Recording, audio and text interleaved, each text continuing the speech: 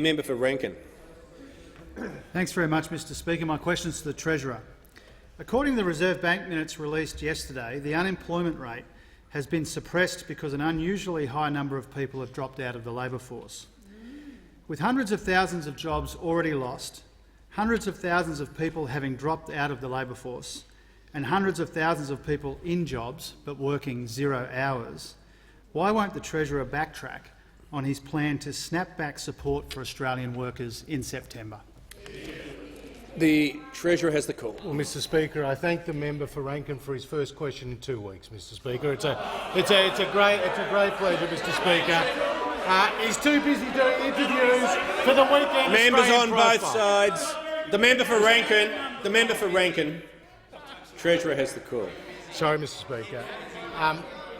Mr Speaker, the member for Rankin can't blame the media for everything, and the reality is we've been through a one-in-a-century pandemic, Mr Speaker, which is unfortunately putting people out of work and sending them onto the job seeker program, and those who have seen reduced hours are going on to the JobKeeper program. Now, Mr Speaker, what we did see in relation to jobs was yesterday some ABS weekly payroll jobs data, which actually said that the number of total payroll jobs had increased by 1% through May.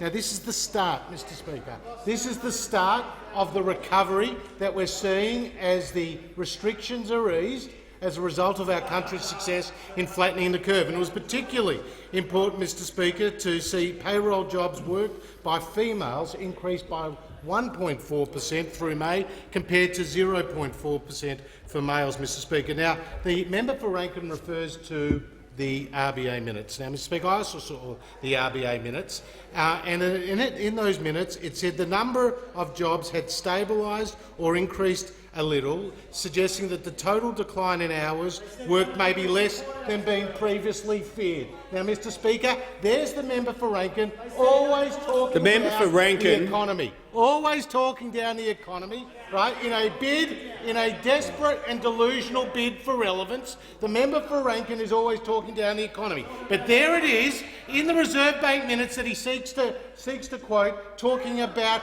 how the economy is coming back, Mr Speaker, how the economy is coming back because of the success that we have had as a nation in flattening the curve. Now, Mr Speaker, I've said at this dispatch box before, and so has the Prime Minister.